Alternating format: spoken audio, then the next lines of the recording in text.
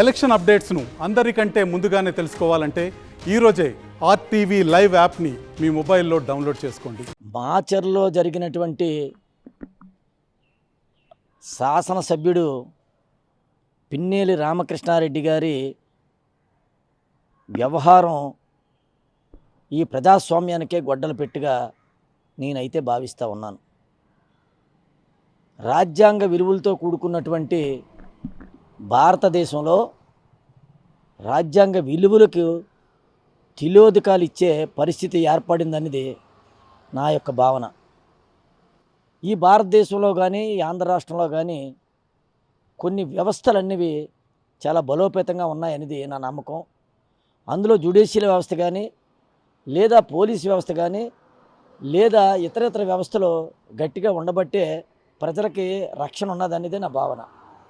అటువంటిది మాచర్లో జరిగినటువంటి యథార్థ సంఘటనలు ఒక శాసనసభ్యుడు ప్రజల చేత ఎన్నుకోబడినటువంటి ప్రజాప్రతినిధి ఒక గోండా మాదిరిగా, ఒక రౌడీ మాదిరిగా, ఒక అన్ఎడ్యుకేటెడ్ మాదిరిగా, ఇంకా అతనికి మాటలతో వర్ణించలేనటువంటి విధంగా అతను పోలింగ్ బూతులకి ప్రజాస్వామ్యంలోనే భారతదేశంలోనే రాజకీయానికి కానీ రాజకీయ విలువలకు కానీ తిలోదకాలు ఇచ్చి అలాంటిది ఒక బూత్లోకి వెళ్ళి ఏదైతే తెలుగుదేశం పార్టీకి ఓట్ బ్యాంక్ అక్కడ ఎక్కువ పడ్డాదని తెలిసి డైరెక్ట్గా శాసనసభ్యుడు లోనికి వెళ్ళి ఆ ఈవీఎంను బద్దలుకొట్టినటువంటి దృశ్యం ఈరోజు సీసీ కెమెరాలోనే విదితమైనటువంటి విషయం. ఈరోజు నిజంగా సీసీ కెమెరా అనేది కానీ లేకపోతే ఈరోజు ప్రపంచానికే అది తెలియలేనటువంటి విషయం కప్పేద్దరు ఈ పోలీసులు కూడా. నేను పోలీస్ వ్యవస్థ పటిష్టంగా ఉంది అన్నది ఒక ఎత్తు అయితే, ఆ రోజు జరిగినటువంటి సంఘటన అక్కడ అసలు పోలీస్ వ్యవస్థ నెంబర్ 1 ఉందా, ఉంటే అతను దౌర్జన్యాన్ని ఆపలేకపోయారా, ఆపలేకపోతే మరి ఈ రాజకీయ వ్యవస్థలోని ఏదైతే ఇప్పుడు మొత్తం అంతా కూడా నడుస్తూ ఉన్నదో దాన్ని చూసినటువంటి అక్కడ ఉన్నటువంటి యంత్రాంగం, ఎన్నికల అధికారులు, కేంద్ర ఎన్నికల అధికారులు పర్యవేక్షణ, రాష్ట్ర ఎన్నికల అధికారుల పర్యవేక్షణ, పోలీస్ పర్యవేక్షణ, సీసీ కెమెరా పర్యవేక్షణ ఇంత ఉన్నప్పటికీ కూడా అతను దౌర్జన్యం ఇదంతా ఒక ఎత్తు అయితే, ఇతను తప్పించుకొని వెళ్ళిపోయినటువంటి సంఘటన ఎంత ఘోరం అండేది.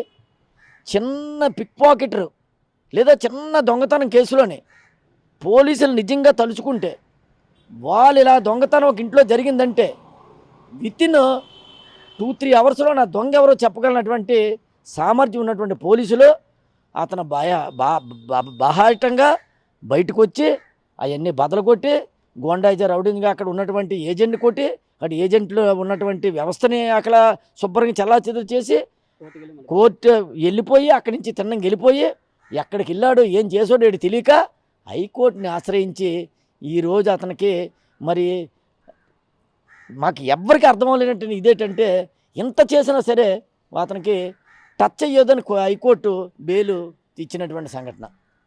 మరి టచ్ అయ్యొద్దంటే ఇంకా ఎవరికి భయాలు ఉంటాయి?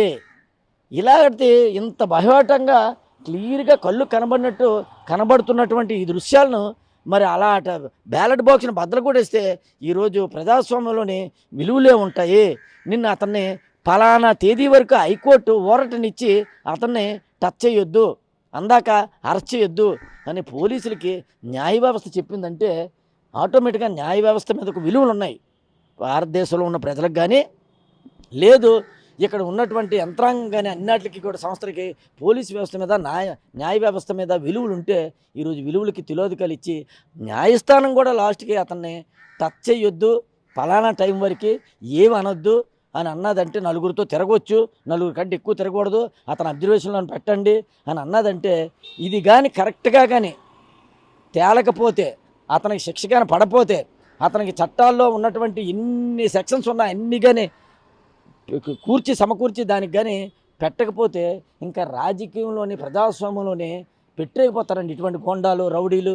ఇటువంటిది ఇంకా ఎక్కడ ఎలక్షన్ జరిగినా ఏముందిలే, ఓ బాక్సులు 2 బాక్సులు బాగాలేకపోతే బదలు కొట్టేద్దాం, బదలు కొడితే రౌడీజం గుండాయిజం చేసేద్దాం, రౌడీజం గుండాయిజం చేసేస్తే మనల్ని ఎవరేమనరు, కోర్టు ద్వారా న్యాయస్థానం ద్వారా లాయని పట్టుకొని హైకోర్టులో కానీ సుప్రీంకోర్టులో కానీ జిల్లా కోర్టులో కానీ మనం బెయిల్ తెచ్చుకున్నాం. బెయిల్ తెచ్చుకుని బాహ్యాటంగా ఒక హత్య చేసిన వాళ్ళు, ఓ రేప్ చేసిన వాళ్ళు ఏ రకంగా అంతకంటే పెద్ద శిక్ష నేనైతే అనుకుంటాను. ఇది మాత్రం ప్రజాస్వామ్య విలువలకు తిలోదకాలు ఇచ్చి, రాజకీయ వ్యవస్థకు తిలోదకాలు ఇచ్చి, మరి ప్రజల మనుగడకు కూడా పాతరేసి ఈరోజు ఈ యొక్క జ్యుడిషియల్ వ్యవస్థను కూడా ఈరోజు కేర్ చేయకుండా, పోలీసు వ్యవస్థను కూడా కేర్ చేయకుండా రౌడీలు, గోండాలు ఈ వ్యవస్థను బస్టు పట్టించే మాదిరిగా ఈ ఎవరైతే ఎమ్మెల్యే పిన్నెల్లి రామకృష్ణారెడ్డి ఉన్నారో అతనికి ఎన్ని సెక్షన్లు ఉన్నాయి, అన్ని సెక్షన్లు ఎట్టుగాని బిగించకపోతే మాత్రం రానున్న రోజుల్లోని ఇటువంటి వ్యవస్థలో అనేక అరాచకాలు, అనేక గొండాయిజాలు, అనేక రౌడీజాలు జరుగుతాయి. కాబట్టి ఇప్పటికైనా హైకోర్టులో ఉన్నటువంటి ఎవరైతే సుప్రీంకోర్టు న్యాయస్థానం కానీ, హైకోర్టు న్యాయస్థానం కానీ ఈ ప్రజలు ఈరోజు ఈ భూమి మీద ఇంత సుఖశాంతులతో ఉన్నారంటే